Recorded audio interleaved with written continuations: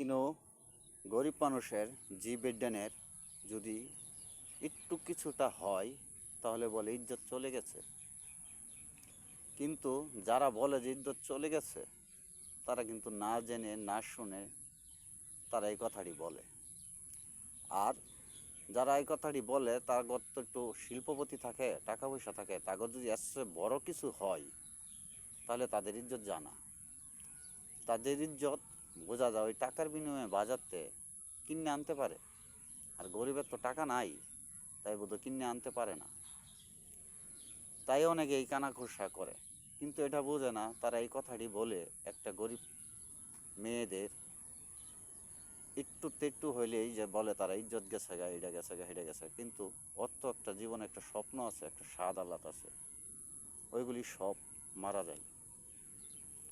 গরিব মানুষের তো এই একটা দোষী, এই কিছু কিছু শিল্পপতিরা যে বলে ইজ্জত চলে গেছে, গরিবের আছে তো শুধু ইজ্জত, আর কি থাকবে। আসলে আমরা অনেকেই সেটা বুঝি না, কিন্তু আমাদের বুঝতে হবে।